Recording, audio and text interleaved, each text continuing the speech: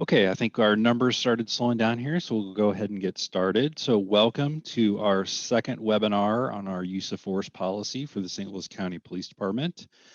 We had a webinar on Tuesday, very well attended, got some good feedback. So this is our second one in the series, a little bit bigger crowd tonight, which is great. I just would say, please be patient with us as we sort of navigate this new endeavor of ours and the technology associated with it. I am Colby Dolly. I'm a lieutenant with the St. Louis County Police Department. Been with the department for 20 years. I'm currently the commander of the Bureau of Research and Analysis. That's the bureau that's in charge of a lot of the administrative functions in the department, such as policy, accreditation, crime analysis, and grants. I've also been an academy instructor, a patrolman, sergeant for the city of Jennings, so a wide variety of different positions. So I'm going to allow the other panelists with us tonight to introduce themselves. So Kim, would you like to introduce yourself? Good evening. My name is Kim Miner. I am a police officer with the St. Louis County Police Department. I'm currently assigned to the Bureau of Research and Analysis, and my primary responsibility is writing the policy. Prior to that, I was a patrol officer in the 1st Precinct and as well as a neighborhood policing officer. Thank you for joining us. Sergeant Nichols, you want to go ahead? Good evening. My name is Justin Nichols. I'm a sergeant with the St. Louis County Police Department. I've been on approximately 5 or 6 years. I am the supervisor in our newly formed diversity and inclusion unit. And I started off in the North County Precinct as well as Jennings before getting promoted and traveling to various positions as a sergeant. So just welcome you guys and excited to enter into this new endeavor. Thank you. Vera? Good evening. My name is Vera Clay. I'm a professional staff member in the Office of Public Information. I'm the social media coordinator, so a lot of the things that you see, maybe if you got this message through our Nextdoor app or on any of our social media channels, whether it was Twitter or Facebook, I handle most of those messages that are coming in and basically just serve as support to the Public Information Office that puts out information to the public and the media. Thank you. Okay, if you just bear with me for a second, I'm going to start a PowerPoint here. And if some of my panelists can help me out here, do we see the presentation? And hopefully only the presentation? Yes. Yep, with Zoom, it gets difficult to not see the notes or see the notes, all that. Okay, so we've introduced the panel here tonight, and I would just want to run over the goals of what we're trying to accomplish with this webinar. So first of all, for everybody in attendance, we want to familiarize you with the current policy that we use for use of force. Okay, so this is the one that we are working off of right now and the one that we plan on changing and why we're here to listen to feedback. Besides that, we also want to quickly go over a few of the key stats for use of force. This, along with the policy, is available to the public online. You can go to it, download all this stuff for yourself to look at it later. And then finally, what you probably came here for is to listen to feedback from attendees on the current policy and or suggestions for change. So those are our 3 goals for the meeting tonight. Now, just a couple ground rules for the webinar. So we have basically this webinar broken up into 2 sections. So the first section is going to be a presentation. Think of it as sort of a mini class on our use of force policy. I won't go too far into the details, but I also want to give you enough background information to maybe help you out if you didn't understand the policy or just want to learn more about it. So during that presentation portion, you can ask questions through the question and answer dialog box. So at the bottom of this slide, and actually at the bottom of your screen, you should see these 2 little icons down there. You have the raise hand, and then you also have the Q&A with the little bubbles, clouds there. So during the presentation, if you have a question about the policy, you can click on the Q&A and then you can type in your question. One of my panelists here will try to answer that question the best they can. sometimes these are difficult questions. We might not have the answer readily available right now, and that's fine. If you would like an answer to it still, even though we don't know it tonight, if you either ask the question with your email address or your login, or you simply put your email address in the Q&A, we would be happy to find the information for you, find the answer, and then email you after the webinar in the coming days with that answer. So there's actually a third way then that sort of you could do it during the presentation, or you can do it after this whole webinar, that if you just want to simply send an email, you can send an email to policycomment@stlouisco.com, and that will then go directly to our policy team's email accounts, and then we can look at your comments there. Okay, so that's for the presentation portion of it. When we get to the feedback portion, which is the second half, you have one more option then as far as giving your feedback, giving your comment. So of course, you can still do the Q&A. You can still ask questions if you don't want to speak live to the audience, so to speak. You can still use the policy comment if you'd like to do that. Or you can raise your hand virtually, click on the raise hand icon, and then one of our panelists will unmute you and you'll be able to talk. We limit you to 3 minutes. I certainly understand that this is a very in-depth and nuanced topic. There's a lot to it, actually, a lot of dimensions to use of force. So if 3 minutes is not enough, you're certainly welcome to send the rest of your comments to policycomment@stlouisco.com. Lastly, and I'm confident and optimistic that this won't be an issue, but we do reserve the right to prohibit inappropriate, offensive, or vulgar speech in text or verbally during the webinar. The webinar is recorded, just so you know. So whatever you say will be recorded. And the main reason why we do that is we can then better access what people said later to take that feedback in rather than sort of trying to write it all out as we go along. Okay, with that then, we're going to get into the current policy. So I have a little link down there, and that link is actually to the public website where you can obtain this policy. So what I'm going to show you are actual screenshots of the policy, like a document, and this was taken directly from that link. So if any of you want to actually go and download it for yourself as a PDF, feel free. It's there at all times for you to access. All right. So page 1 of the use of force policy is a 9-page policy. And let me turn on my annotator here real quick. Okay, so, and by the way, I'll have to click around and move some different things that you can't see on the screen around. So this policy has been in effect since 2010. It's 10 years old at this point.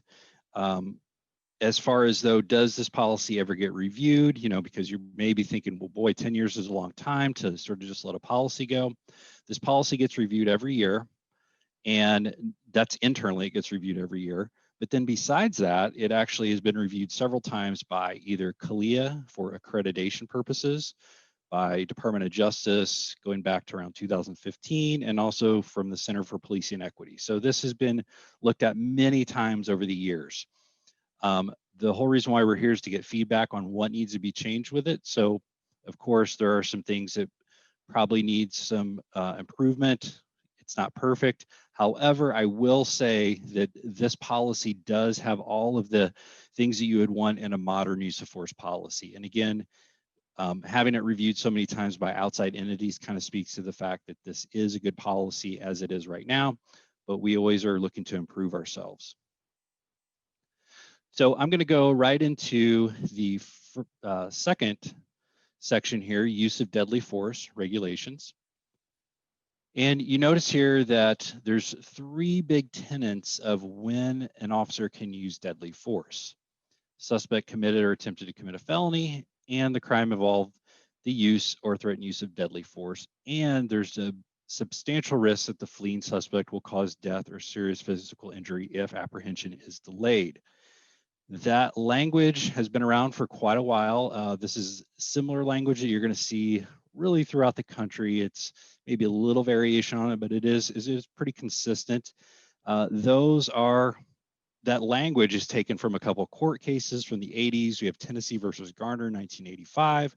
And then later you had Graham versus Connor, I believe in 1989. So a lot of that language is taken from those different Supreme Court cases. The other thing to point out here too is at the bottom of the screen, it does talk about the officers shall not use any more force than is reasonably necessary for the safe custody of the prisoner or overcoming resistance. And this is really the Fourth Amendment standard. This comes out of Graham versus Connor. The officer's use of force has to be reasonable, okay? And then finally, the last thing I want to point out here is this last sentence. This has been an issue over the summer after the death of George Floyd, and it says officers are not authorized to use chokeholds, neck restraints, shoulder pins, or similar weaponless control techniques with a potential for serious injury. So this has been on our policy for about 15 years now, where officers cannot use any type of chokehold. You know, there's language in there about neck restraints, shoulder pins, so really anything that would be like a chokehold, like even a rear naked choke, none of that can be used in the field by officers. So that's been in policy for quite a while now. Right, we're going to go to page 2 then. Hopefully we will. There we go. So on page 2, in the middle of it, one of the key things that we want to point out here is that the policy does talk about in 4C the special integrity of human life, and that officers should respect that dignity of human life.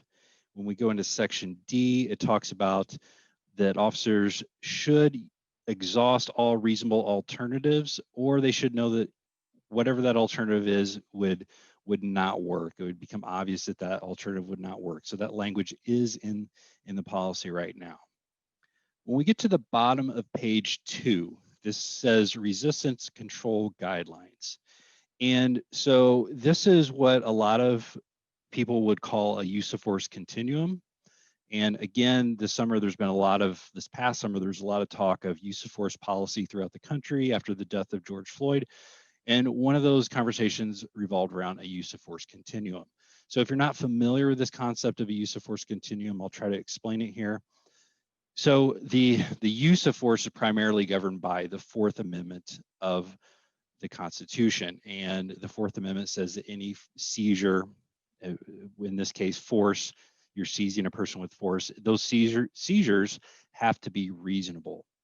And so that's great that it says that, but then we have to transition that very abstract concept of what is reasonable to actual practicalities of an officer in a situation. And so think of it this way, you know, an officer has a gun, obviously, they have a taser, they have pepper spray, they have a baton, they could just simply grab a person. They really have a lot of options as far as what type of force to use. And then the question becomes, well, then how do you apply this concept of reasonableness to these different scenarios with all these different options if you're an officer? Well, the use of force continuum was created decades ago, and it was sort of a way to sort of make this a little bit more concrete for the officers as far as what can they do in certain situations. So when we look at it on the left-hand side here, and this is just our variation of it, there's different forms of them as far as how they actually are structured and how they look. Some are in a circle, ours is more of like a ladder type. And then also the content is just slightly different depending on where you're at in the country, which department you're looking at. Ours is kind of middle of the road. It's fairly common. So on the left-hand side, though, you have the level of resistance. So this is, what is the citizen doing that is not compliant or that needs action by the police? So the level of resistance. So we start off very low. We start with psychological intimidation. That's a citizen who is maybe glaring at somebody, or he's giving a look, he or she's giving a look that they're not going to comply with the officer. And then that also leads into verbal non-compliance, simply them saying they're not going to do whatever the officer wants them to do.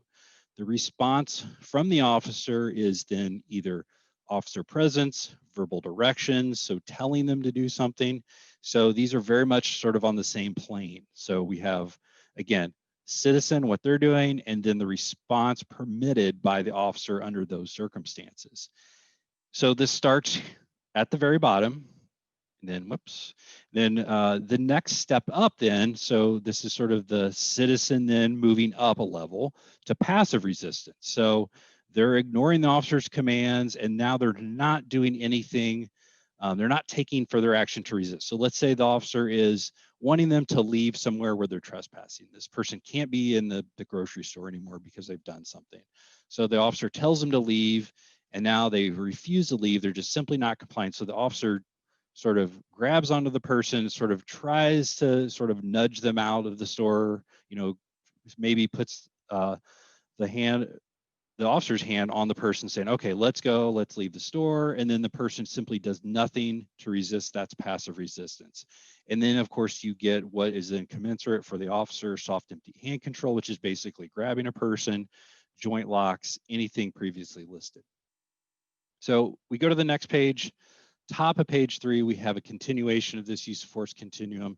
And I'm not going to go through every single one, but I do want to point out a few things here. So as far as the citizen's resistance, we go to defensive resistance, we go to active aggression, we go to aggravated active aggression, which is really some type of deadly force or something likely to cause death or serious physical injury to the officer, or it could be another person.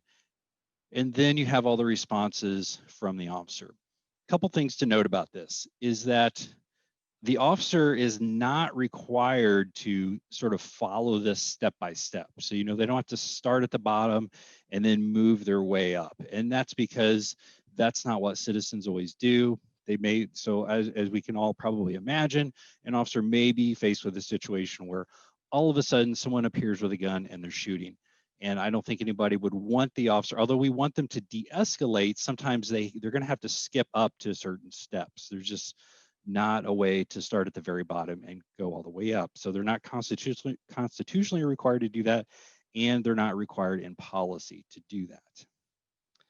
All right, so that is a use of force continuum. So continuing then on page 3. We have some of the responsibilities of our employees. So on B, so we have 6B in the middle of the page, individual employee responsibility. This is simply talking that all employees have a responsibility to contact Bureau Professional Standards. It's often known as internal affairs, if they believe that there's been an incident of excessive force. Now, this is simply reporting. I will tell you that CALIA, the accreditation body, has now mandated that there is a duty to intervene, which is more than just reporting. It says that the employee must actually do something to intervene with this. So you can look to, that will probably be, it will be in the next policy, that there's going to be a more concrete duty to intervene rather than simply just report what happened. If we go down to the bottom of the page here, we're going to really get into a lot of details about firearm discharge procedures. And when we go to the next page, it's going to continue. So we're on page 4, we're about halfway done with the policy. And we have a lot of details here about what happens when an officer actually discharges a firearm. And again, I'm not going to go through this line by line, but I do want to point out a couple of the highlights here that you might be interested in. So first of all, there is a duty in here on number 2 that we have to ensure that there is medical care rendered to anyone at the time of the incident. We also, as you might expect, these officers have to notify supervisors that this happened. They have to notify communications, the dispatcher that they used deadly force. And then all within this language here is essentially saying that there's going to be 2 different investigations for this. There's going to be the criminal investigation, because the officer did shoot at someone, perhaps they hit the person. So this is obviously very serious. There's sometimes death involved with this. So there's going to be the criminal investigation, but then simultaneously there's going to be the administrative investigation. So that's done by the Bureau of Professional Standards. So we have 2 parallel investigations going on at the same time, anytime that there is deadly force used. All right, moving to the next page. We're up to page 5 now. So we continued here with these different procedures for when a firearm is used. And then I wanted to highlight something in the middle of the page on, I think it's 8B right here, which is talking about when you cannot use a firearm. So first of all, you can't use a firearm as a warning shot. That's not allowed under a policy, and that's pretty standard. Most places don't allow that. And then the second one is at or from a moving vehicle. Now there is a little bit of a carve out here for, if there's an immediate threat, and there could be some pretty extreme circumstances where you may have to do that, like a terrorist incident, but it's probably very low frequency that would happen. Generally speaking, though, officers are not allowed to shoot at or from moving vehicles. And I will point out that the last part of this, I think, is particularly important because it talks about how officers should not create a situation where they could be in a position to be struck by a vehicle. So they're not supposed to reach into a car to grab the keys. And if they do end up in front of a vehicle, this last line is very important. When confronted with an oncoming vehicle, officers shall make every attempt to move out of its path. So we're trying to avoid these situations where officers are creating some type of jeopardy. They put themselves or create this jeopardy, and then they end up using lethal force because of this jeopardy that they created. So we're definitely trying to avoid that. And by the way, that's been on our policy. I don't know the exact year, but probably since the mid 2000s, I would say. It's been in there quite a while. Bottom of the page goes into the use or the non-deadly use of force. So this is if an officer tases someone, if they spray them with pepper spray, these things that are more common. I will say that fortunately the use of deadly force is very low frequency. It does get a lot of news attention, as it should. It's a serious thing. It's a serious issue for the public and the police. But these non-deadly uses of force are much more common as far as just the raw numbers of it go. And for that non-deadly use of force, a couple things I want to point out here is that our employees, at least, they are required to notify a supervisor. So if they use force, whatever type of force that is, and we'll get into the definition here in a minute, whatever that force is, they have to notify a supervisor. Okay, so our department says that a supervisor must respond to the scene anytime force is used. It also talks in there that we must render medical aid anytime force is used. So there's a couple pretty strong mandates there for the officer when they use force. We go to the next page here, and at the top of the page, it's talking about what that supervisor does on scene. And so that supervisor then is required to investigate that incident. So they are required to look for witnesses, any evidence of what happened. They have to talk to the citizen involved. They get a statement from them if the citizen's willing to give a statement.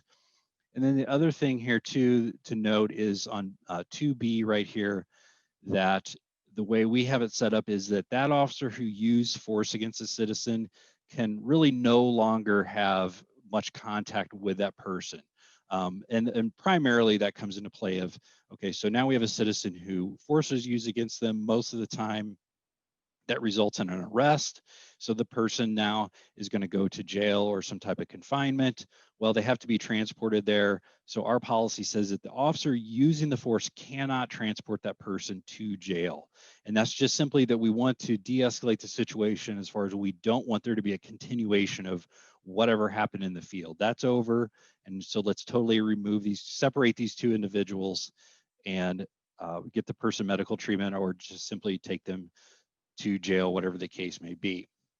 The last part here is simply stating that when that first line supervisor makes that use of force report, they then electronically submit that to their chain of command, and a whole line of supervisors reviews that. And nowadays they review not only the police report, the incident, but they also review the body cam footage of it as well. And that actually goes all the way to the chief of police for review. So this is looked at many, many times after it actually occurs.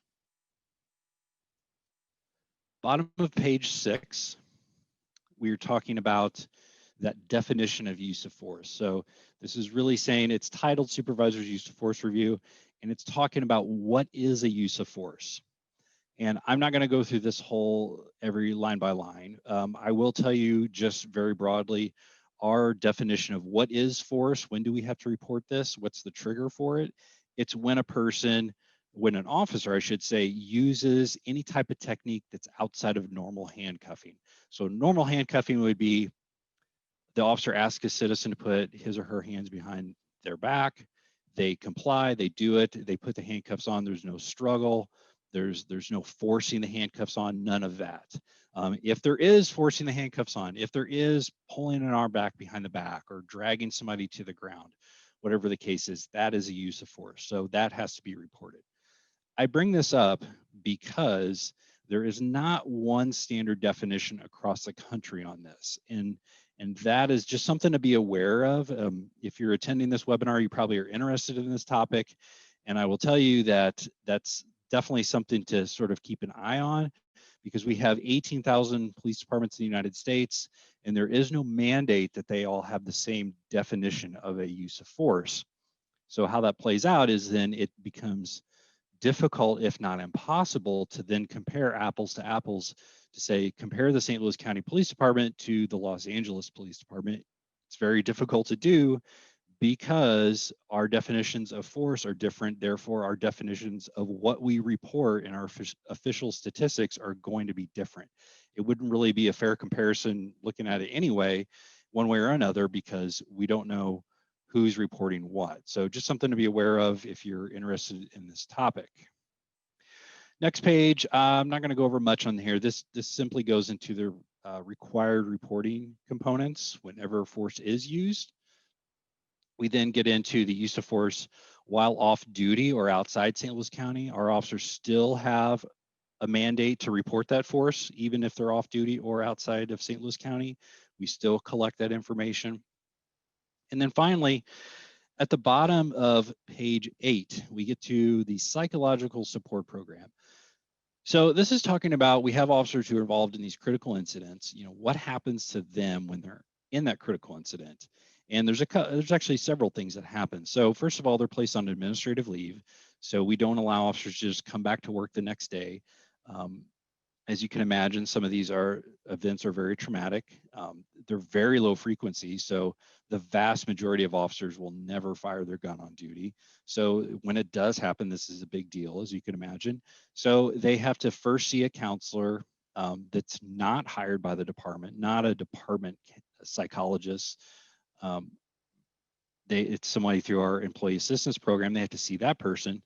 Once they then see that person, and they can see them several times, they then, before they can go back to work, before they're actually released back to go patrol in the streets, they have to get an evaluation by our department psychologists. And that's on the top of page 9 here. They have to have an interview with a department psychologist to determine if they're psychologically fit for duty. So that's all standard. There's really no option. There is no option for the officer.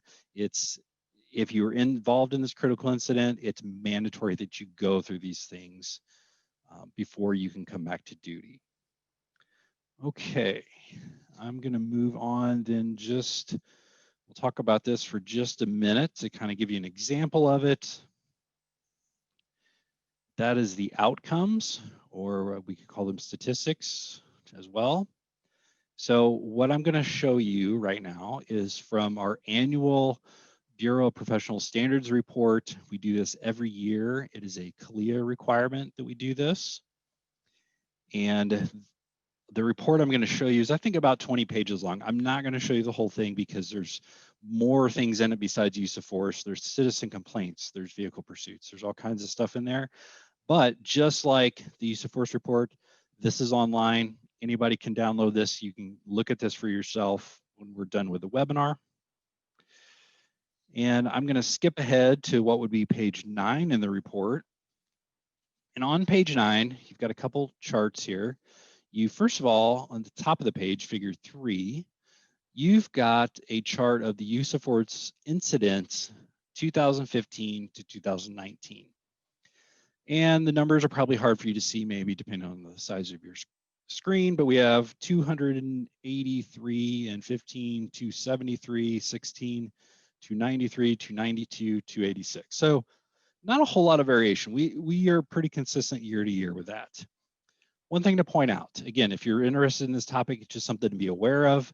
So these are use of force incidents. So this is a high level sort of what we're calling one aggregate incident. So for example, if Sergeant Nichols and I go to a scene and Sergeant Nichols uses the taser on a citizen, and then I maybe pepper spray the citizen, okay? That's one incident. Even though we both used force, so you could say, well, force was used twice, which technically that is correct. It was used twice. The way we're counting up here is by the incident, so that's one incident. Now, when we go to table 6, below that, these are the counts. So in that example, we have 2 counts of force. So we have sort of a tick mark for taser and then pepper spray.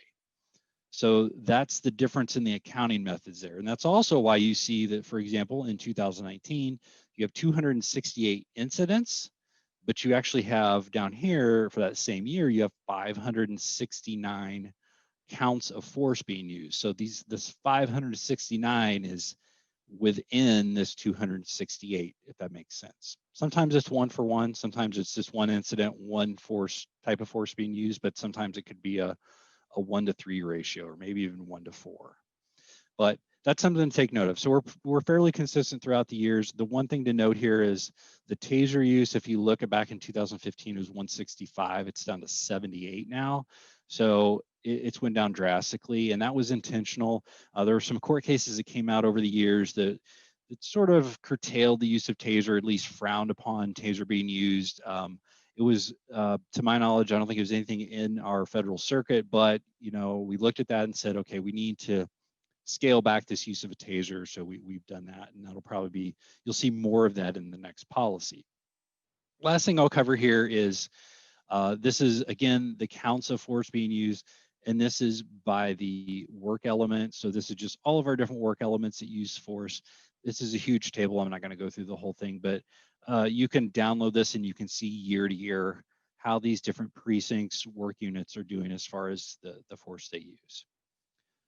Okay, so that is the end of the presentation. I first want to catch up with my panelists. Do we have any outstanding questions that we need to answer from this?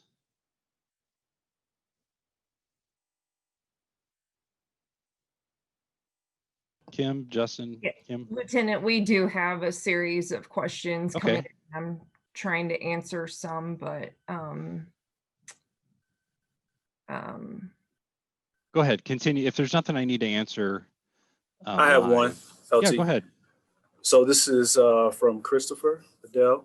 If a suspect clearly does not have a firearm and an officer still feels they need to use their firearm, is it possible to encourage officers to not shoot to kill? For example, shoot the suspects in the leg?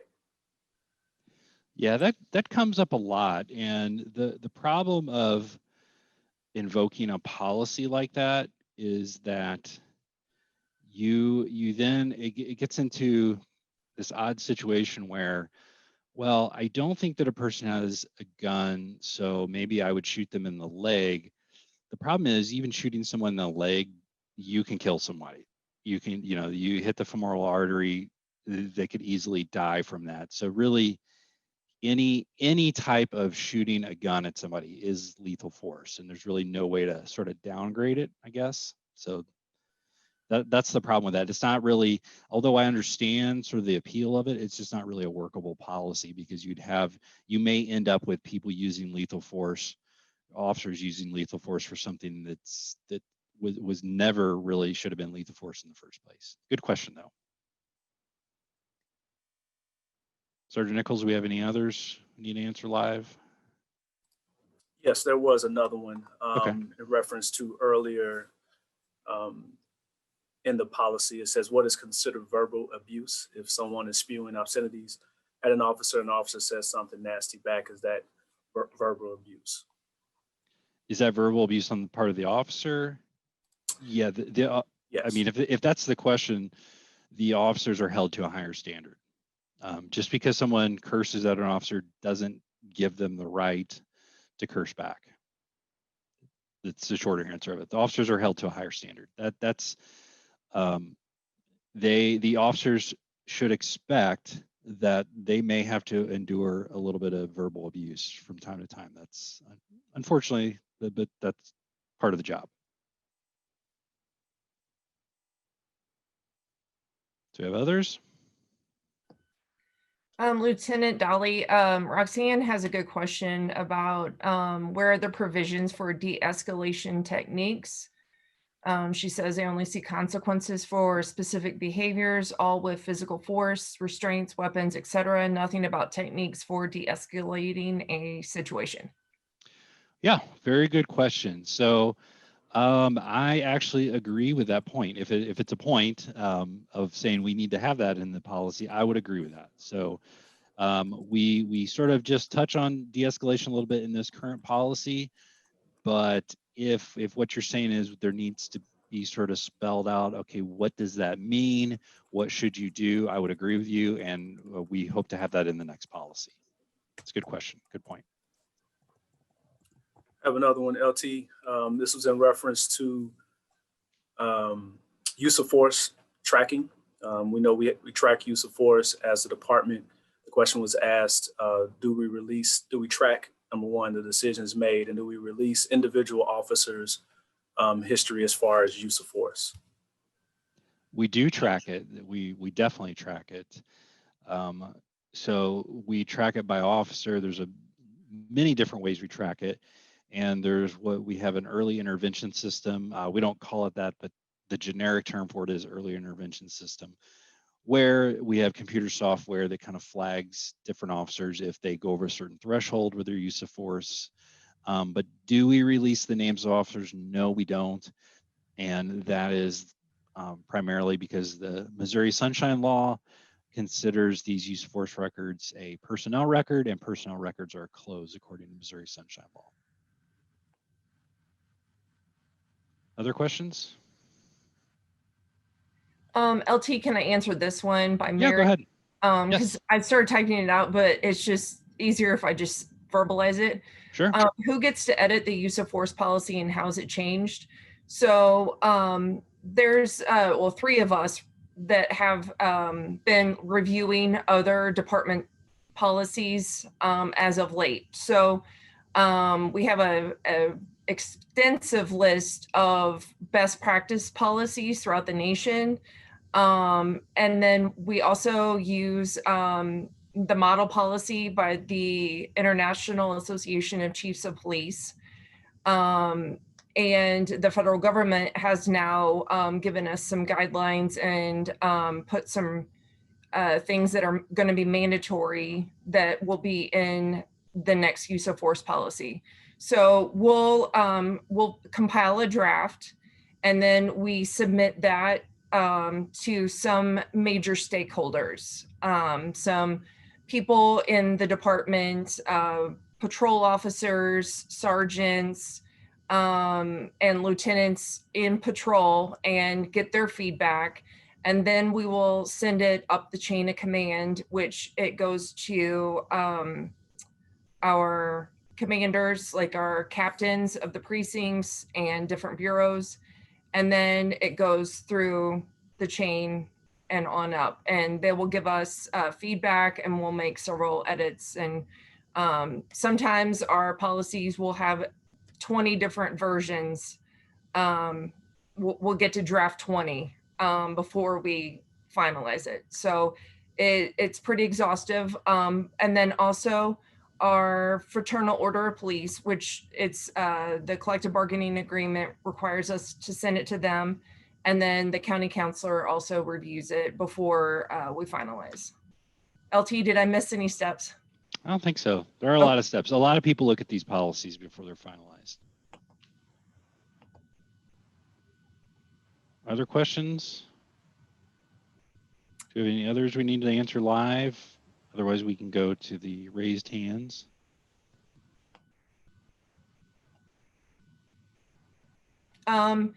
Michael has a question if our next policy will include external independent review of use of force incidents that result in death.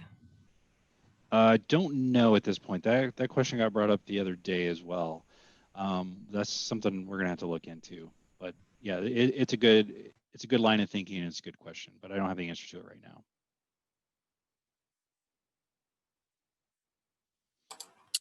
We have a couple of hands being raised if you want to go to those, LT. Yeah, we'll do First that. one is Gabriel. I cannot.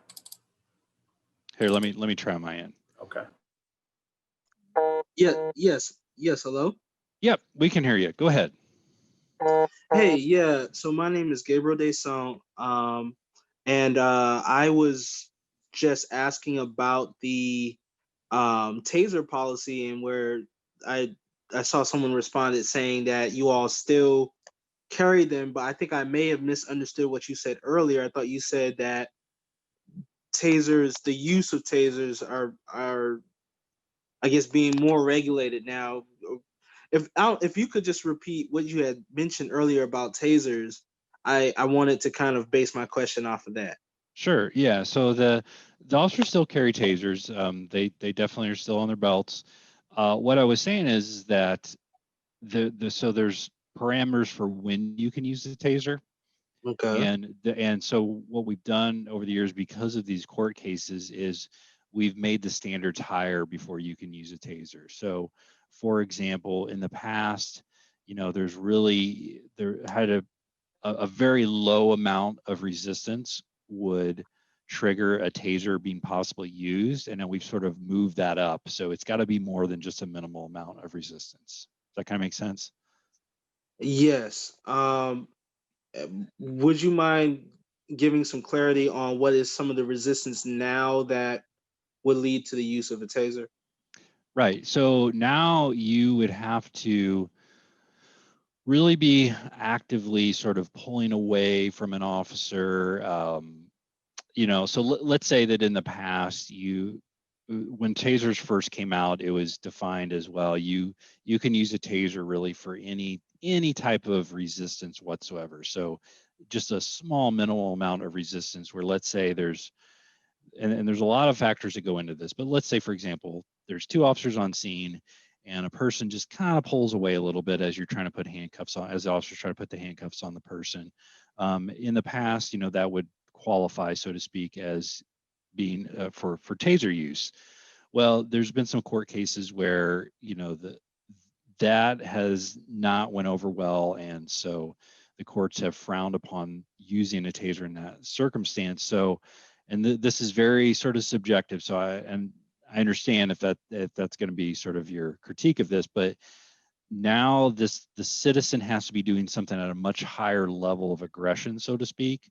So they would really have to be like pulling away hard to the point where, one way to look at it is there's really not a good chance you're going to be able to take that person under control without using the taser.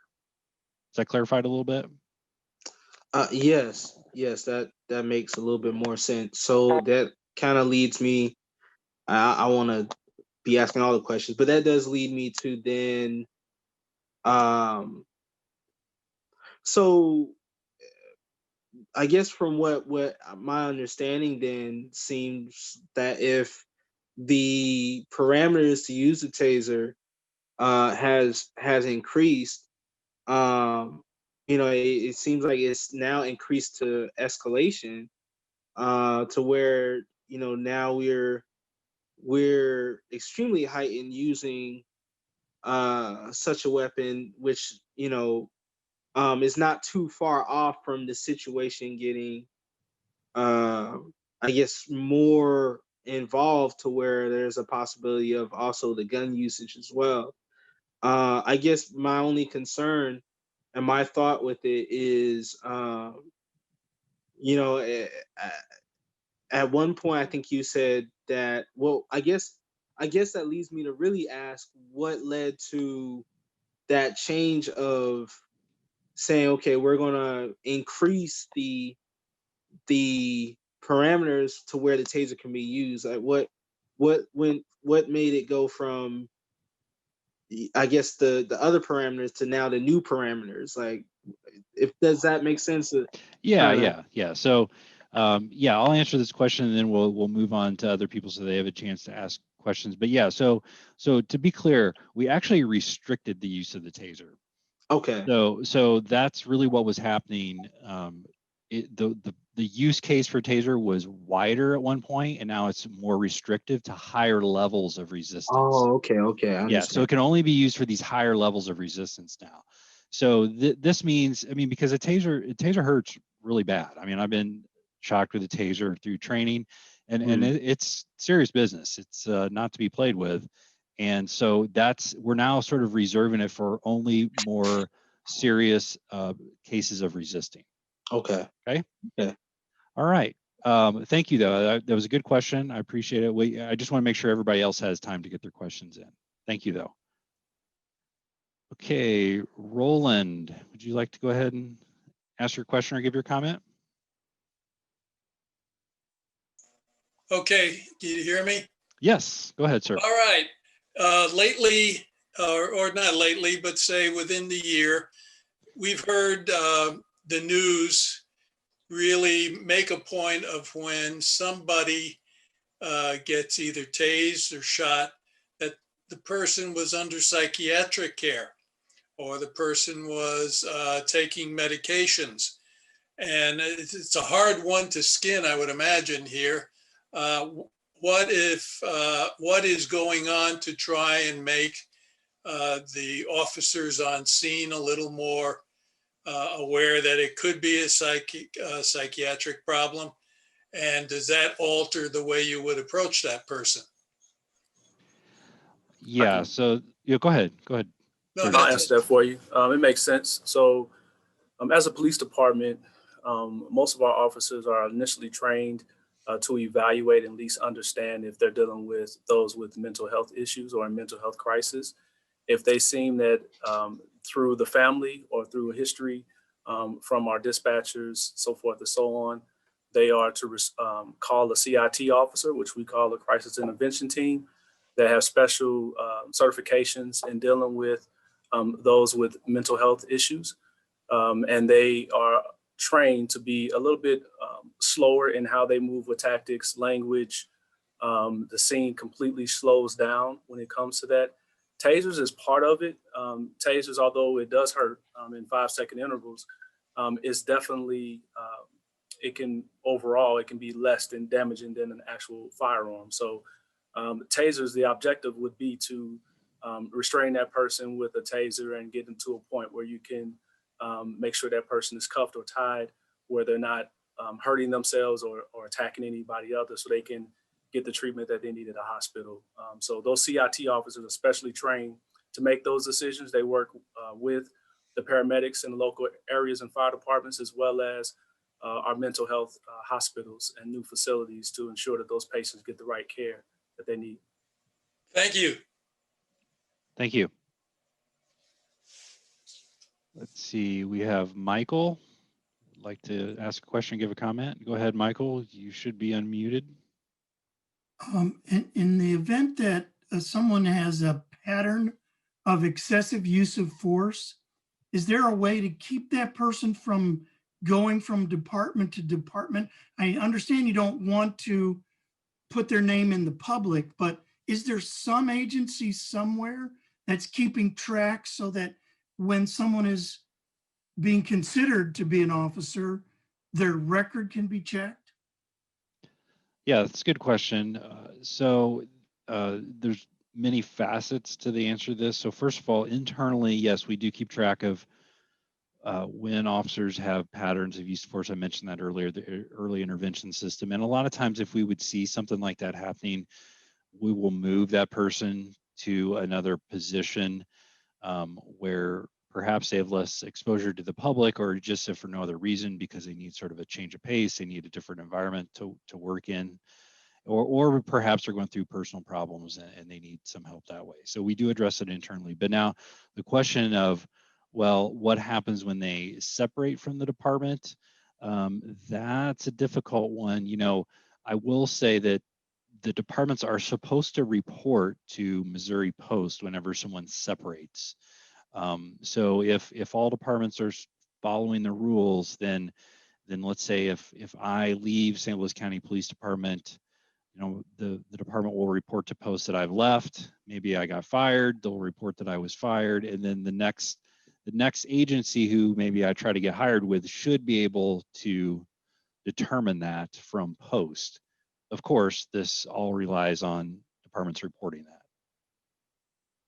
So not a great answer, but that's sort of the state of things right now.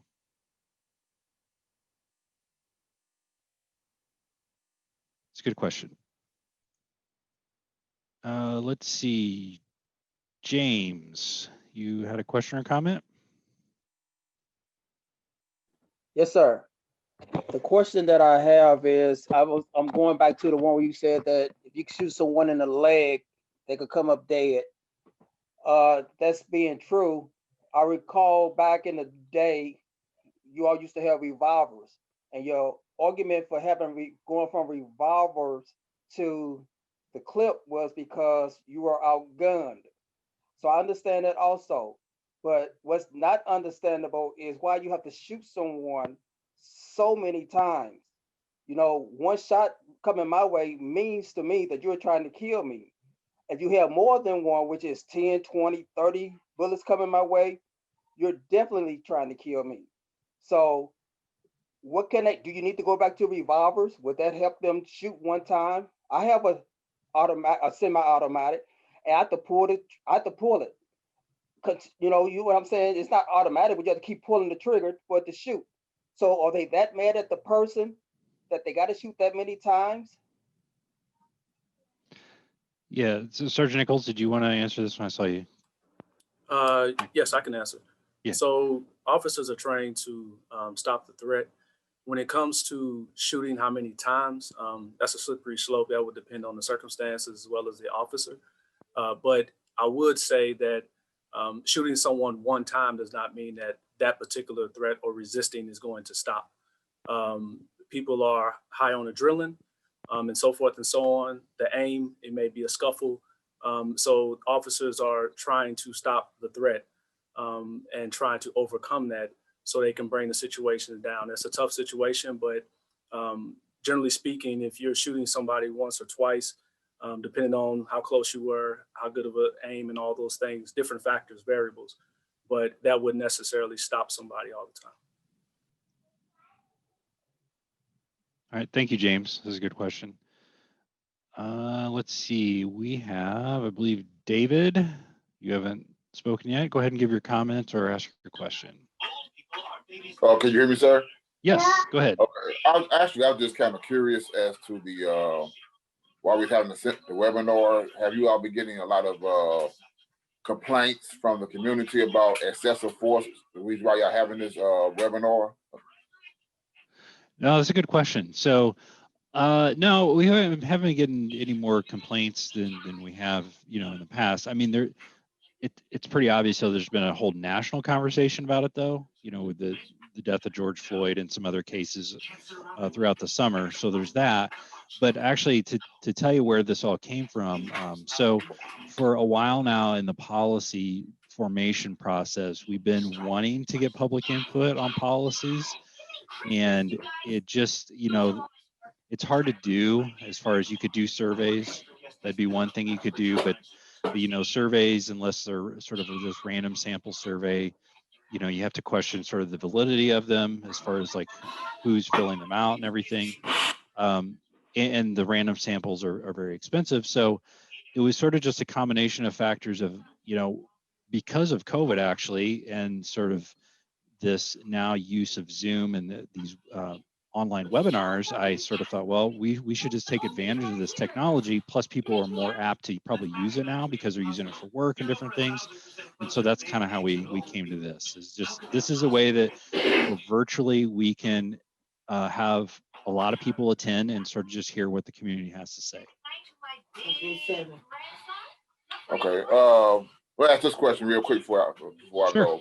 Yeah. I know you say you came from Jennings and also Sergeant Nichols as well. I live in Jennings myself, and we have the neighborhood watch. I don't know how many communities have neighborhood watch or how interactive the county police are in their various jurisdictions, but possibly maybe if you really want to get to the crux of the matter, for suggest other word tonight is fine, but I think a lot of this is kind of informational. I think maybe you have to maybe break it up to where maybe let's say in Jennings, the officers over the neighborhood watch could, when you have a neighborhood watch session, maybe that could be that session. Hey, we're trying to find out from the community about what ideas you all have in this area. That maybe you might get more done that way. You break it down to the community instead of just a big webinar like this. Yeah, so you're saying that like instead of just doing the webinar, we should also probably go out to the community directly and ask them about like this stuff. Yes, sir. Yeah. Oh, that's a good idea. No, I would agree with you. That's something we should probably be doing. Well, I'll just say this: we'll have to wait and see how this COVID stuff turns out, because right now we probably wouldn't be able to do it. But sir, I do agree with you. I think that's a good idea. So can I jump in real quick before you go ahead. Go off?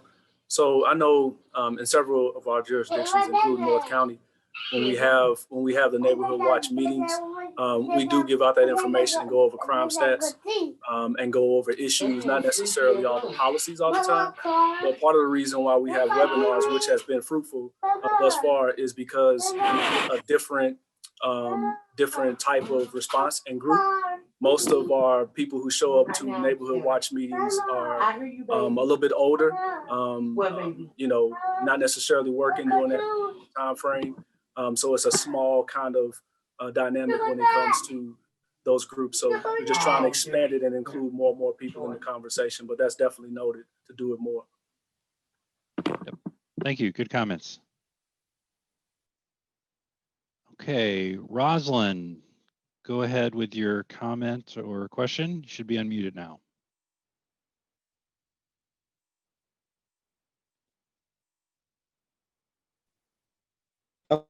Yep, you're on. Go ahead. Okay, so it's nice for you to share your policy. I know policies are going to always change. The gentleman before me mentioned they had a neighborhood watch, which is great when you can get neighbors together.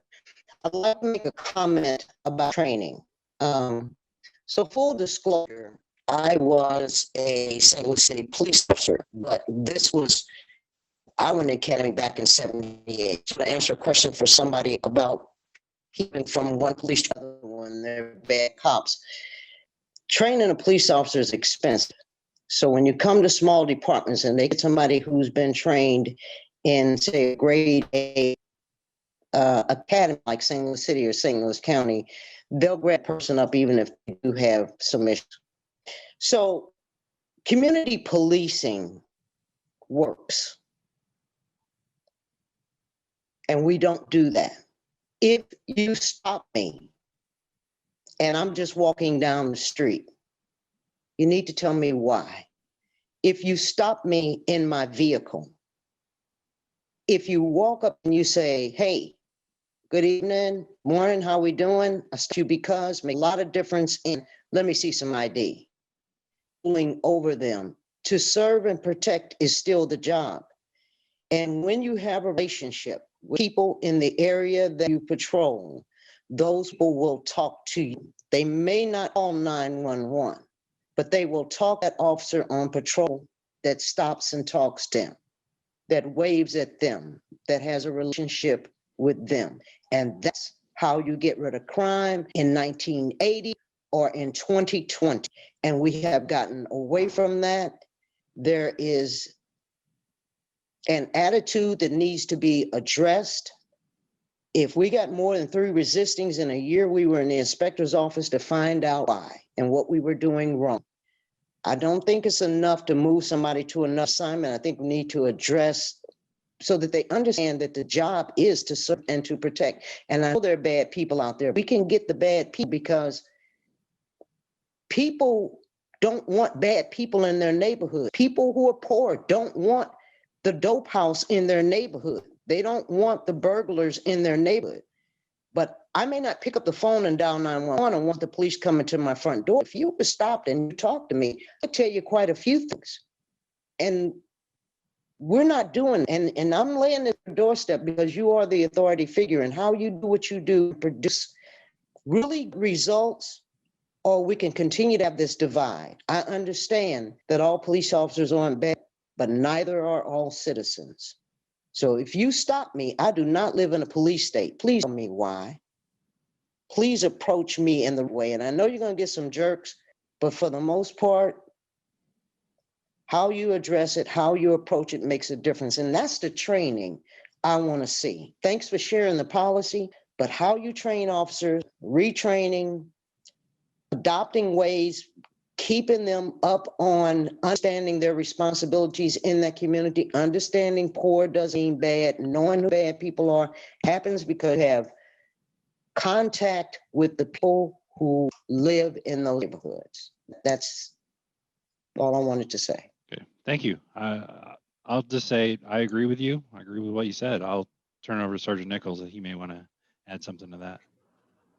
I would just say I agree with you and applaud. Most of the people that officers encounter are citizens going about their life, and it's most of the time it's usually a respectful encounter. There are a lot of times though where officers may lose their mind, or officers may be very well trying to step in and resolve some issues. So we definitely need to work in that. You said that you grew up in a time and era where it was a heavy emphasis on community policing. I would agree. The community itself has also changed, and officers need to understand that. So more training in the makeup of St. Louis, the makeup of a community, to understand the different dynamics. If they definitely grew up in one spot and are placed in another to police and be a guardian of that area, they need to understand that, to meet people, to humanize people as well as humanize themselves to those in which they serve. So I would agree 100%.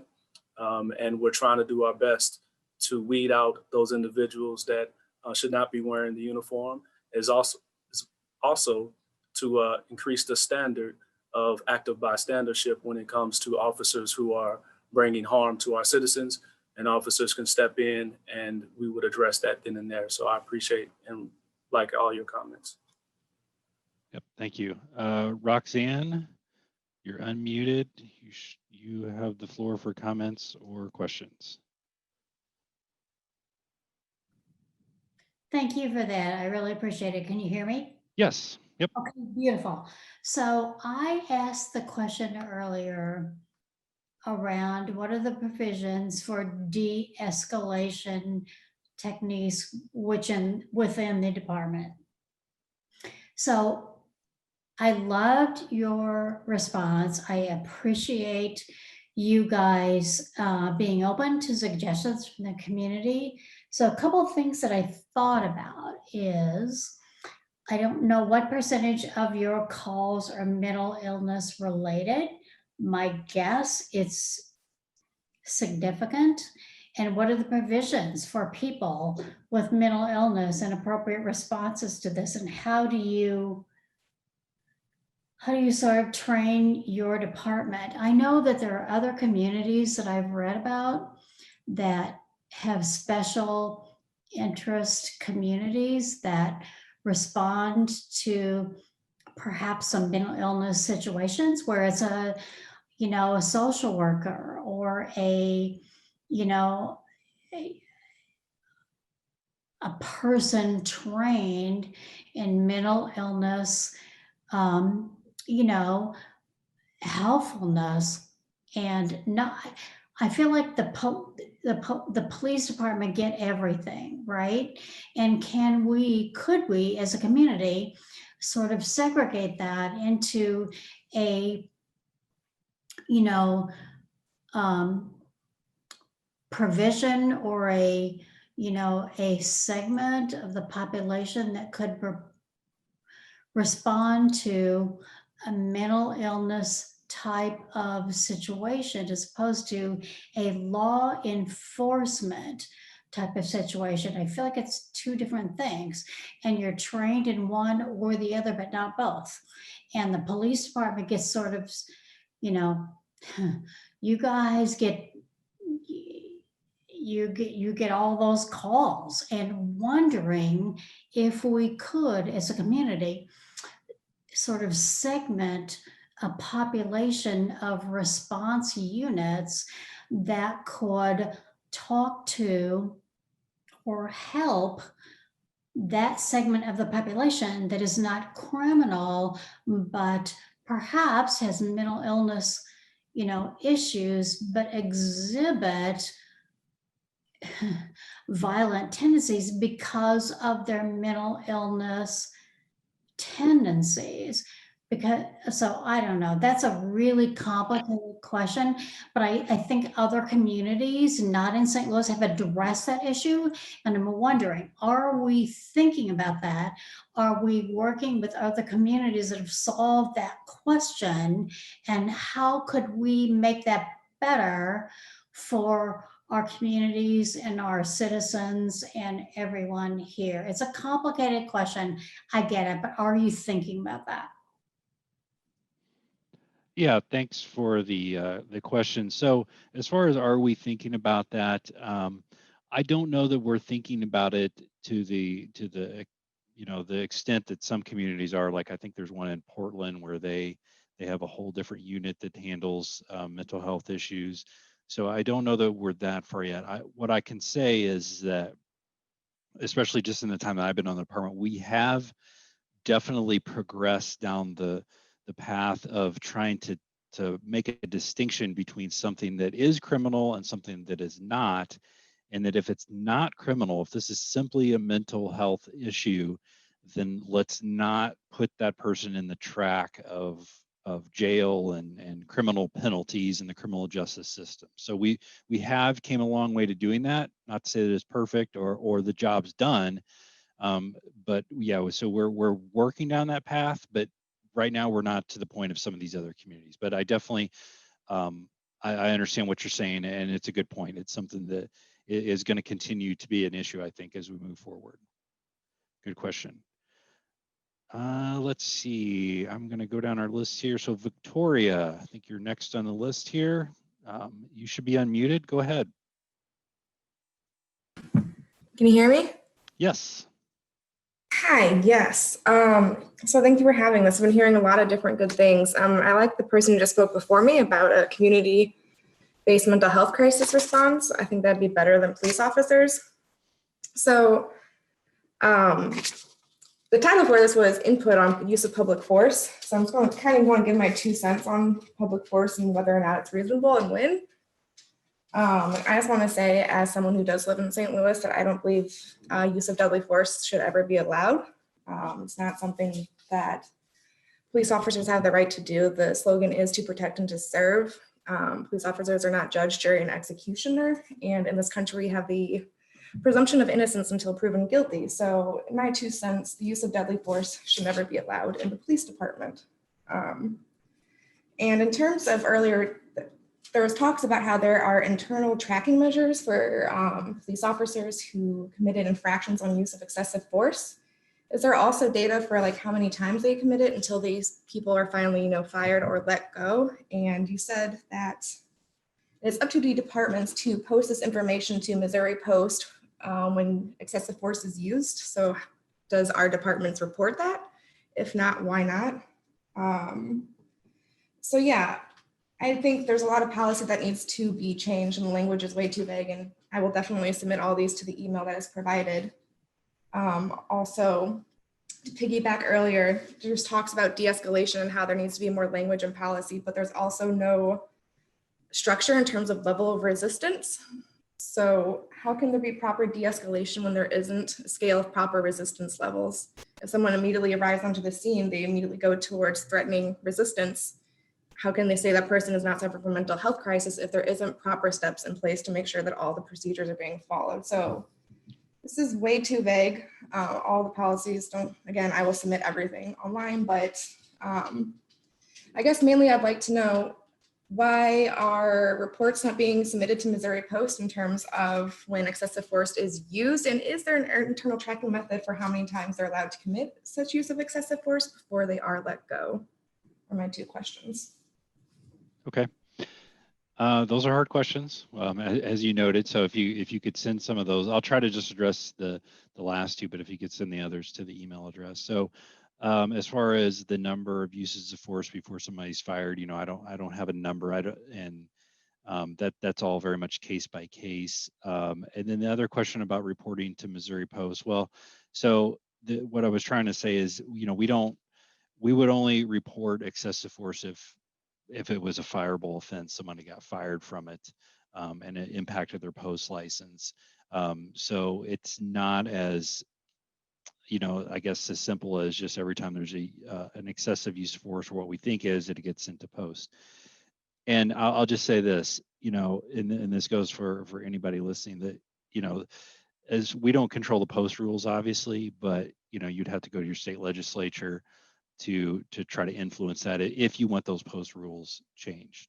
Okay, so that's kind of not a great answer, but that is the answer. We just don't have control over what post does. But very good questions. I'm going to go to Devin. You are now unmuted for your comment or question. Yes, it's already been kind of touched on about the mental illness part as far as police and having like a social worker. I am a social worker, so it does kind of hit home to me. Some of the clients I have worked with have had run in with the police officers that weren't, I'm going to say, ended well. It could have ended worse, but because the officer wasn't trained enough to identify that they had a mental illness. I know it was also mentioned about the CIT officer. I had a client who was going to commit suicide, but there's 3 officers on hand, and the CIT officer was the last one to be called. And the officer, and it wasn't out of St. Louis County, it was another small North County city, but the CIT officer was asking the other officers, why didn't you call me first?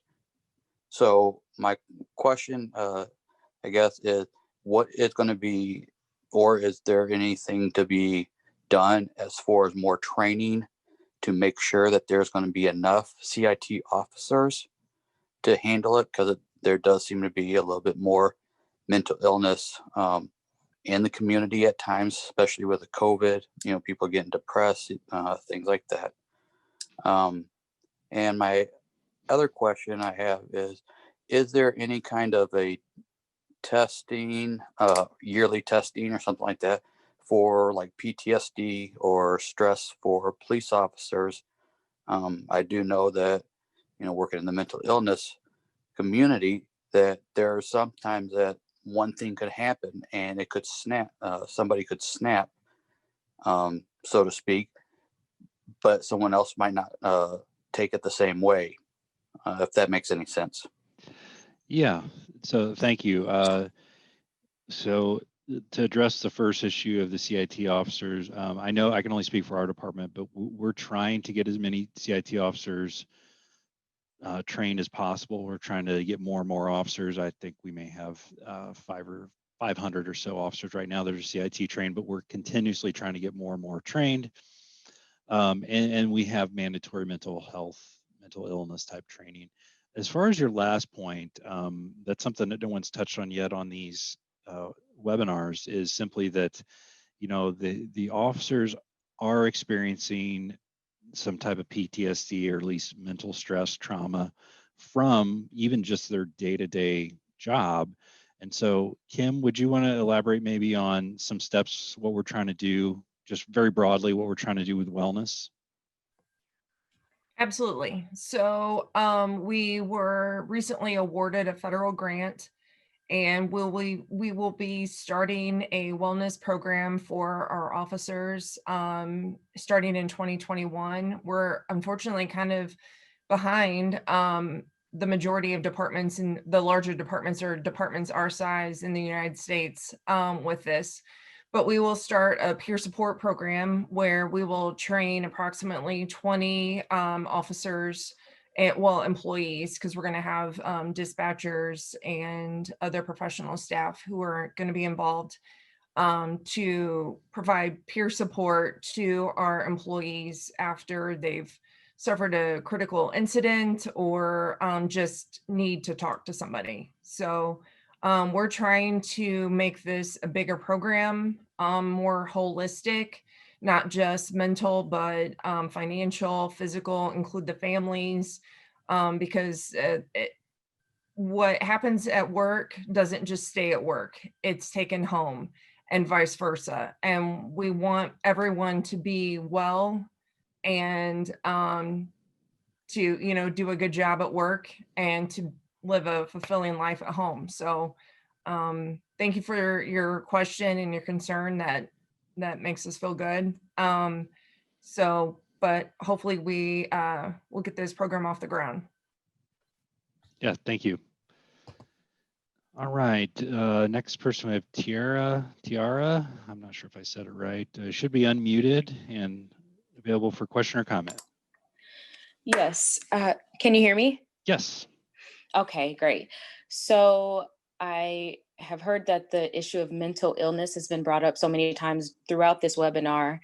And I also am in complete support and agree that there should be a response unit specifically for individuals who may be experiencing a mental crisis. My question actually is about mental health from a bit of a different perspective, in that I would like to know what measures are taken on the front end of this entire process within the police departments to ensure that the officers being hired have the mental capacity to interact with citizens from a place that isn't biased. What type of diversity training is there so that they can be aware of different cultures, different. I want to understand what they're being exposed to so that when they go out into these communities that some may or may not live in, what perspective are they going out there with? Yeah, I'm gonna have to get back with you for the answer on that. So if you're asking about the types of, I guess, testing done pre-employment. Yes. Yeah, I'll have to, I don't have the answer for that. I'll have to ask our human resources about that. And then also, as far as the academy training, I'll get the actual course, the number of hours and everything for that for you. So I'm sorry, but I don't have the actual answers right now, but I'll definitely get those to you. So how would I end up getting that from you in the future? So if you could put your email address in the question and answer. Okay. We'll note it from there. Okay, and then great. we have some more follow-ups to do. But no, Okay, thank you for your so comment. Just want to jump in real quick before you go to another person, LT. So definitely we check and send everybody through psychological evaluation during the hiring process. But Officer Minor spoke about the health and wellness program that we're trying to institute. I mean, we know that officers deal with a lot of stressful events, and over a course of time that things occur as far as PTSD or just dealing with trauma each and every day. So it might not be a scenario where they came to the department with that, but just the nature of the job and being in the streets every day, dealing with those type of events, definitely protests and things of that nature, that they need assistance. So hopefully that would help in those areas. When it comes to cultural competency or bias training or a lot of other things that hinge on inclusion and to understand things from an empathetic standpoint, that's definitely the role of diversity and inclusion, our unit that started this year. We have a high influence when it comes to the overall department culture. We are working on a lot of different programs holistically to make sure that officers are whole and they are learning as much as they can to move from that unaware stage to more of an aware and progressively get to an ally and an advocate. It takes time to build those particular things, and we're working hard and diligently to do that. So if you would like to just give your email, we can respond with some of the programs and efforts that we're doing in regards to that as well. Okay, we have another Victoria here. Victoria V has her hand raised. Go ahead, Victoria, for your comment or question. Well, thank you very much. And I want to thank you for putting on this webinar and showing us the parameters that are already in policy about the use of force. And I just want to comment that it seems to me like there's some confusion about excessive force versus legitimate use of force. And I'd like to hear you comment about that just a little bit, because, you know, to serve and protect kind of means that force has to be used sometimes. And sometimes it's required to stop dangerous individuals from harming both citizens and officers. So it would seem to me that if we want to keep any officers on the force at all, we have to allow them to defend themselves when that becomes necessary. So thanks again. No, thank you. So that's a good question. So she was correct. There is legitimate legal force that officers have a legal right to use, and that's what the policy covers. What we would call excessive force is when they go outside the bounds of what they can do legally. That is, by definition, excessive force. So it's a good point to clarify, but I will say that to know what is sometimes very easy, but then sometimes it's not as easy. And so, you know, you can go case by case on this, but you know, we have instances in the media where we can say, yes, that's clearly excessive force, and we see officers getting charged, and then it's sort of this continuum that goes all the way to maybe that's just above what was legal, and those become hard cases to deal with. But yeah, good distinction to make, and thank you for the comment. We have, is it Gabriel? I think you wanted, did you raise your hand again? I'm not sure if I just didn't lower your hand or you had another question. Yeah, I did raise my hand again. Okay, go ahead. I am able to ask a second question. Sure. Yeah. So yeah, earlier cultural competency was mentioned, and I think that that's very, very important pertaining to officers, especially when you're not in actively either in the community that you're serving in or living in that community. But a big thing that I was wondering regarding that is how many hours are officers receiving in that specific training. I would actually go on to say not just cultural competency, but bias training as well. How many? Do you have a idea of how many hours officers are receiving that? No, so I don't have the numbers right now. This relates back to something that was asked earlier, and so I'll have to get those. So if you would like to just put your email address in the question and answer, nobody else can see it except for the panelists. We can go ahead and send that to you when we gather all that information. Okay, no, that sounds good. And just to say this briefly as well, I really appreciate this conversation. I do a conversation myself between police and myself. It's on YouTube, and I've had several police on the conversation, and it's about bridging the gap. And so I think it's very important that we continue to have more conversations like this to continue to bridge the gap between community and law enforcement. Yeah, I agree. Thank you. I appreciate your comments.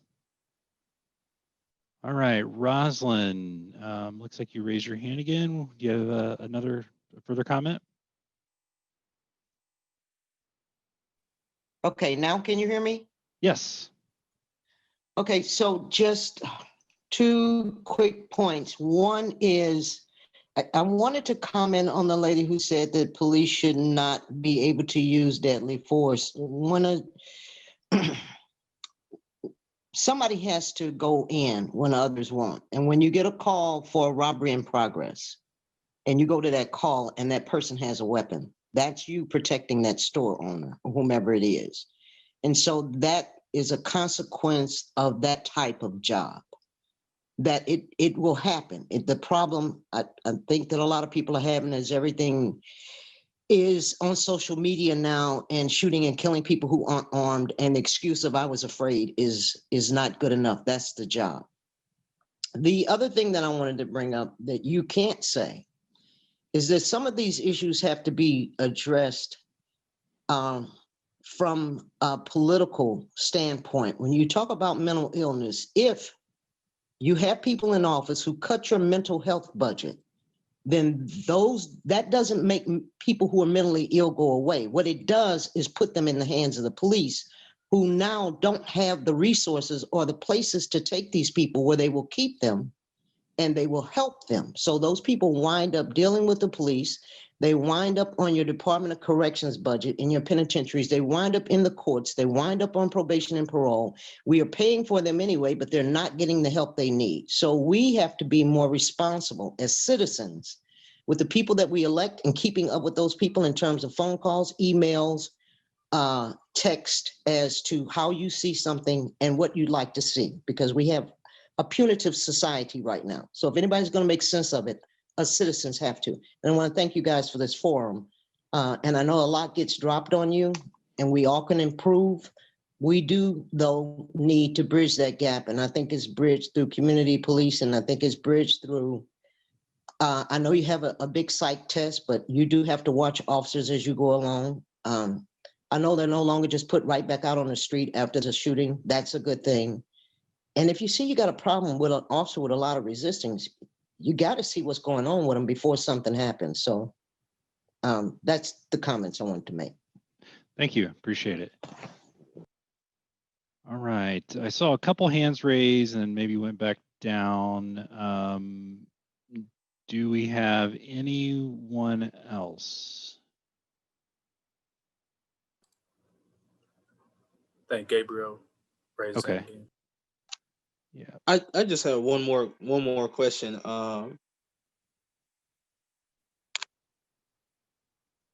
You there? Yeah, yes. Yeah, go ahead. So also to kind of piggyback off of what was also said, but also a question. So I know, there's been talk about the de-escalation training and things like that. I had a suggestion about that. I used to be a director for a youth sex offender and felon rehabilitation program. I know that's several steps down from police work. However, what I did see was very helpful was a training called Safe Crisis Management. And so, like you said earlier, you all have different trainings that you use, and you can send them out in email. But I really liked the Safe Crisis Management because it really got down deep into, it really walks alongside with trauma-informed care. Its de-escalation techniques are very good. But the other thing I was going to ask about was accountability. Is police, our police departments creating an atmosphere where accountability amongst officers can take place? Where there might be a situation where an officer might have to speak to another officer to say, hey, you know what, this might be a little much.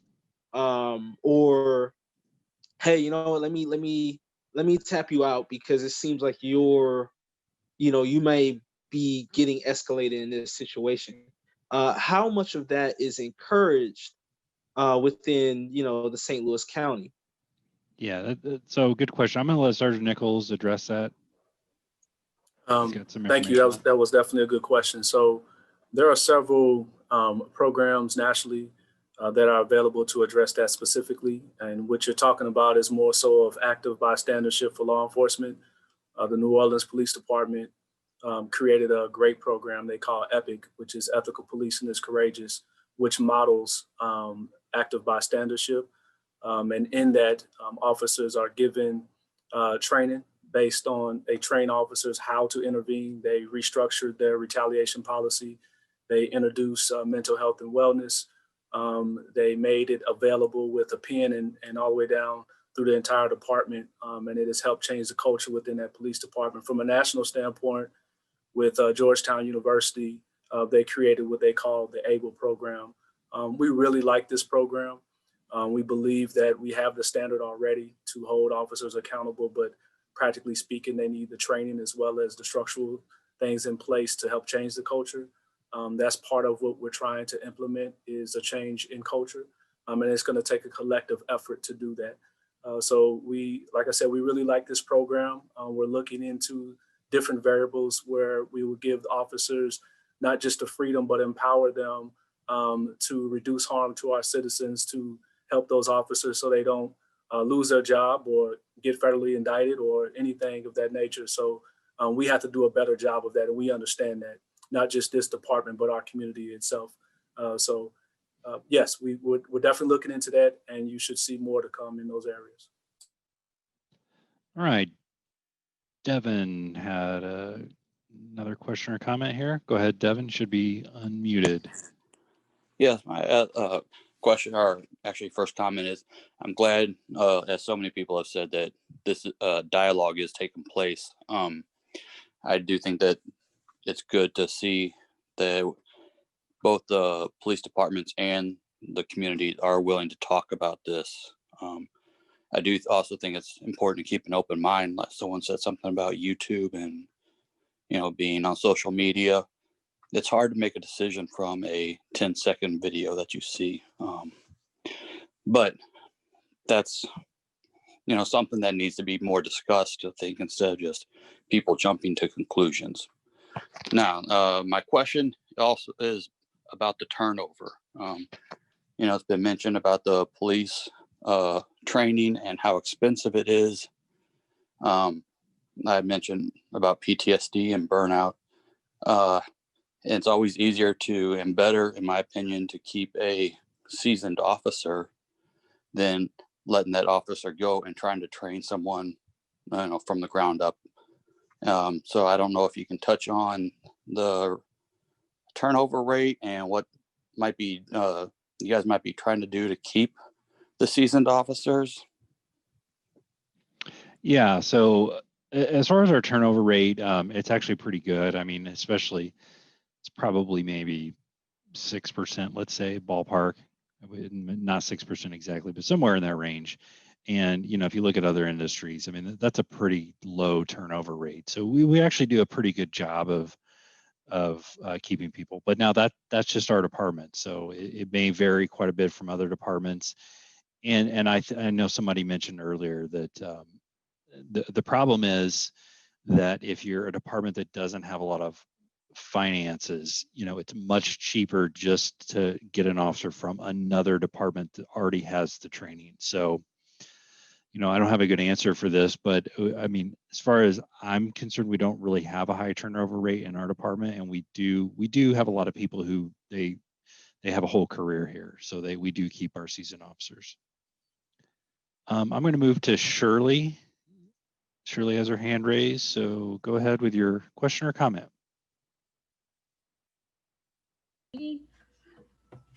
Good evening. Hi. I just want to first off thank you guys for hosting this webinar for the use of force. And I think it was very informational to teach us as citizens, what the policy is and what is being done to improve the policy with the use of force. My question basically is, will there be any more upcoming webinar pertaining to different subject for as the police department goes?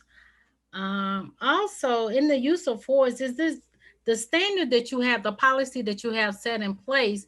Like we have so many municipalities that have different polices, in the group, like say for instance, like Creve Coeur might have their own police officers, and say Jennings, I live in the city of Jennings. Jennings will have theirs along with partnering with the St. Louis County, and say for instance, Pine Lawn, Bell Fountain. Is this policy an overall standard policy for all the municipalities? No, it's not. So good question. and it is not a standard policy for all departments. Mhm. I will say this though, that if you're a CALIA accredited department, so the accreditation body of CALIA that goes, and there's a lot of departments in the area that have that now. I'd say probably we're up in the 20s maybe. Mhm. If you've got that though, you're going to have a lot of the components of this policy, because CALIA will say, well, you have to have this in your policy, you have to have this. And so that's where you're going to see a little bit of standardization in the policy. So to me, that's actually good. Not to put words in your mouth, but I think you're kind of alluding to the fact that it would be better if they were all standardized. And CALIA is sort of one way to accomplish that. Okay. It's a good question, though. All right. Mhm. Thank you. Okay, Lexi has her hand up. So go ahead. You should be unmuted now. Hi, I understand in the policy that there are mandated activities after a use of deadly force incident. Are there also specific standards set for, say, an officer that reaches a certain number of reports of use of force where it would automatically trigger a review? And at some point, is there maybe additional training that then would be required? So I think it's important to document the policy and also to measure the behaviors that we want, and also to measure where there are behaviors that need to be remediated. So I wonder if there are written policies around responses to those non-deadly uses of force. Yeah, that's a good question. And we actually have a policy on that. If you want to put your email in the question and answer, we can get you that policy. So we have, we call it the guidance program. It's usually known as an early intervention system. That's, again, I mentioned this earlier, that's the generic term for it. And so what this does is it's software based, but it could be just from observation by a supervisor. So there's a set number of incidents, and then there's a trigger, but it's actually, it's not just use of force. It's a combination of use of force, complaints, different incidents happening to an officer to say, okay, well, there's something going on here. This officer's had X amount, whatever the threshold is, of these incidents in the past 6 months. That officer then gets flagged. And so then an investigator will, and the supervisor, the commander, will look into that officer and sort of take a look at what's going on with that officer. If they judge that there needs to be something done with that, and we do that, we do intervene. We can move the officer, we can give additional training, we can refer them to employee counseling. There's a lot of things we can do still. But to answer your question, yes, we do have a system like that. It's a good question. Okay, do we have anyone else?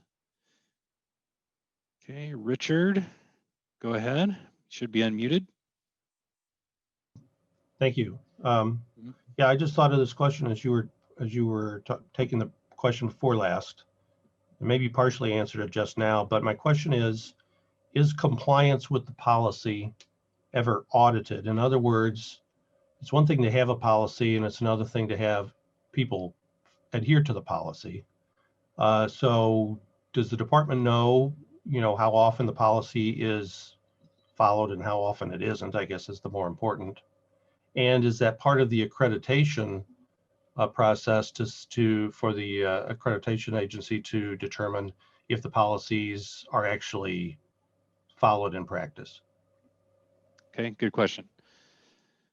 Okay, so I'll start with the last part of it. So as far as the accreditation goes, and do they want to know if you're following the policy? They do want to know that. They don't have a metric as far as they don't say, well, we want to see that 95% of the times you actually followed your policy. They do it more anecdotally. They say, well, we want to see examples of when you followed your policy.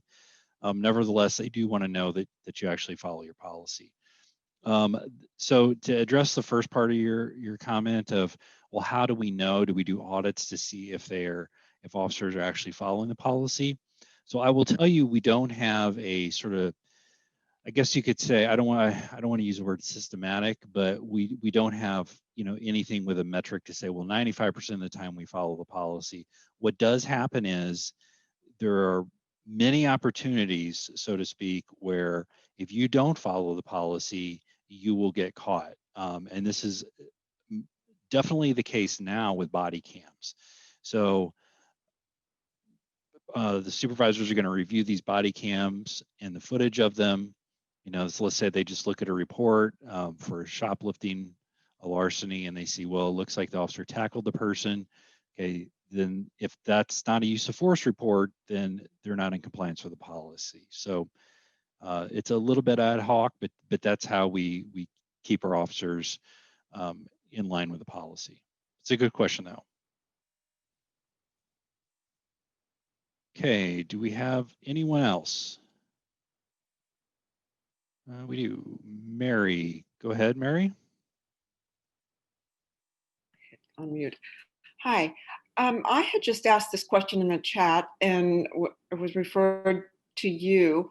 I was wondering if any or all of the changes suggested by LJ Punch were under consideration for being made in the use of force policy this year. Okay. Well, to answer your question, I'm trying to think back to the letter because that's probably what you're referring to, yeah.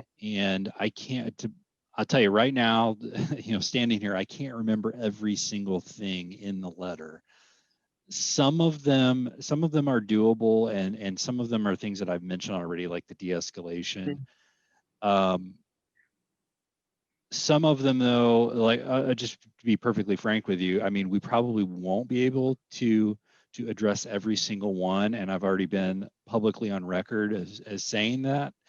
In specifically the one about giving a warning every single time. Oh yeah. That, in my mind, that's not a standard anywhere I've seen across the United States. And I looked after seeing that, and I couldn't find it anywhere. And I think there's compelling reasons why officers maybe don't want to give a warning at times. Extreme events and low frequency for sure, but there still are times when they're just not able to give a warning because if, for example, they're getting fired at spontaneously all of a sudden, just the way the brain works, they're probably not going to be able to give a warning, but yet they do have a right to defend themselves. So if you want to, I can go ahead and if you want to put your email in the chat, I can send you a better response. And I just can't remember all of the points. I think there was like 8 of them. So that would be fine. I'll put my email there. I can't remember them all either, so no problem. Okay, no problem. Thank you, though. Okay, anyone else?